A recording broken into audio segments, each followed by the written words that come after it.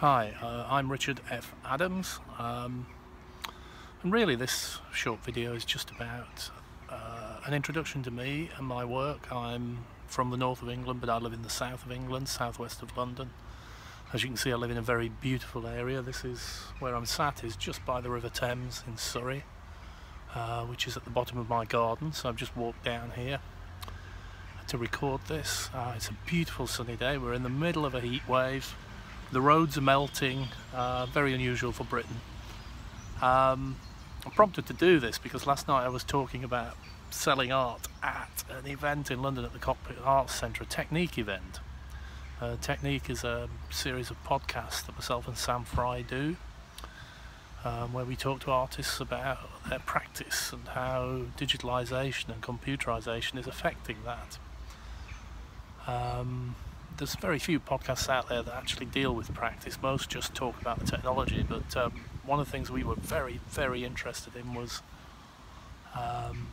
understanding how the technology affects it in the way that, you know, in the 1300s when oil painting was invented, it affected practice massively because suddenly for the first time Western artists had a chance to use a medium that would give them roundness on an object. So by building semi-transparent layers up, you could suddenly indicate the roundness and the shape and the form of an object. If you look at art before that in the West, it was flat because it was painted as tempera or frescoes and there was no transparency, so you rarely saw any 3D depth.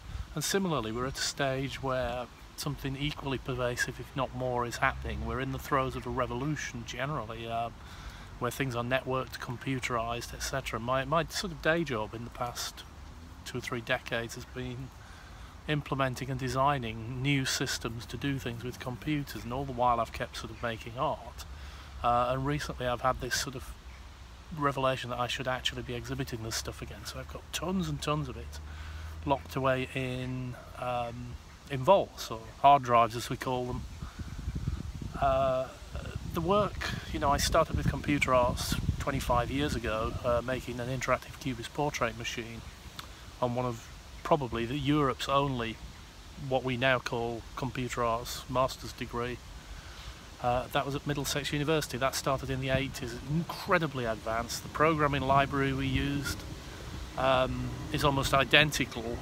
It was self-built by the tutors there, and it is almost identical to the programming library processing that MIT people later developed, and it is so identical. I can't believe they didn't see vinyl, but who knows. But I went on to program in C, C++ and Java, all the while still painting and making art, and I've made a lot of music, and I've recently started to release albums, so you can find my albums under Richard F. Adams on Spotify, iTunes and Deezer, Google Play, etc. But I've kept making visual art because I'm primarily a visual artist. I was trained at 4 art schools, and I just love making things that are visual and impactful. And the way I've started back into that is through 2 things, photography and digital paintings. And you kind of get photography, I know, because we've got a long tradition of it, going back to 1827.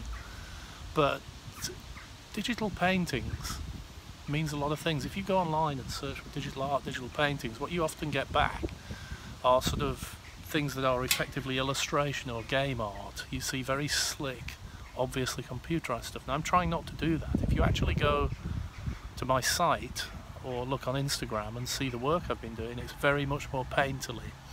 And with the Cubist portrait machine 25 years ago, what I did was try to add an extra dimension. The analytical cubist brought space forward, stopped this recessive depth on pictures, spread it out top and bottom, and took 3D and flattened it so you could see fragments of things from around the objects. At that time what I wanted to do was an extra dimension, but I ended up adding 2. I ended up adding interactivity and time to that because I felt they were 2 things that we could manipulate and that come along with the technology we've now got. And similarly with digital paintings, what I'm trying to do is take the art of painting and extend it. So it's allowing me to process images in ways that frankly you couldn't do. You would have had to learn so much hard. I don't think you can do. When you look at the paintings, they are very powerful, but I'm trying to make them impactful, because for me a lot of painting,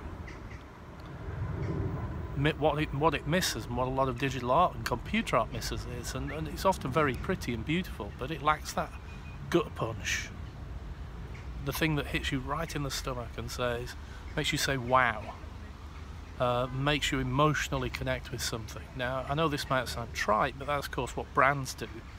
They particularly luxury brands, they make you connect with things and make you go, wow, I want that. And I think my work is a luxury brand, and I want you to go, wow.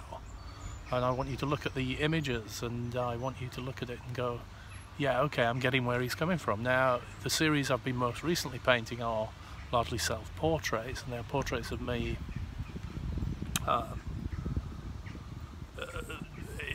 in an interesting frame of mind. I've over the last year nearly died twice, and I've had knock-on effects with other things, and I'm getting back to being healthy again, and I wanted some of that to come through, and I wanted the process to reflect and the image to reflect some of the feelings I've had.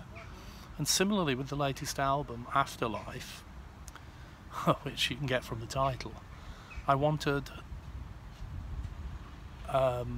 really to again articulate the feelings I've had, and the feelings of isolation from not having any real contact around that, not really having anybody to talk to about those things.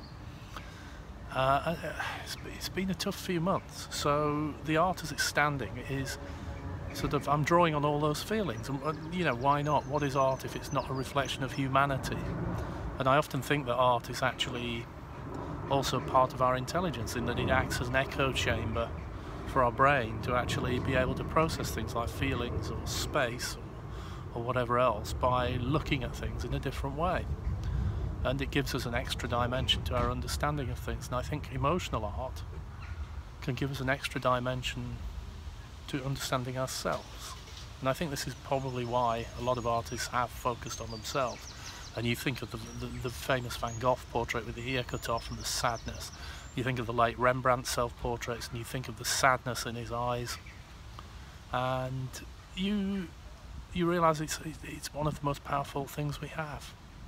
We have a way of articulating things that are almost impossible for ordinary people to articulate with words. Skilled writers can, but ordinary people can't. You know, the command of words is a very, very difficult thing.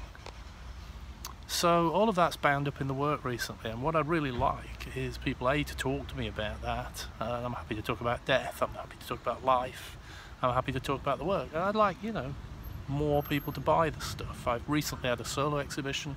I've got another solo exhibition for next spring. In between, I'm hoping to show some of the stuff in various places. It may well be business foyers, whatever. And I'm obviously still producing stuff and putting it online. So this is a very long way of saying hello to anyone who's actually looked at my work. But there it is. I hope you've learned something about me. So if you go to my website, richardfadams.com, you can have a look. You can talk to me on here. This video is probably on Instagram. It will certainly be on YouTube. Just contact me. I'm on Twitter as Dickie Adams, DICKYADAMS. Just talk to me. I'd love to hear what you think. And obviously hope you buy some of the stuff or listen to some of the music. Put my kids through school. My music is available, by the way, under Richard F. Adams on all streaming services. I've currently got 4 albums on there. It's classical music mixed with electronics, occasional beats, the usual contemporary mush, really. There I go, being self-deprecating again.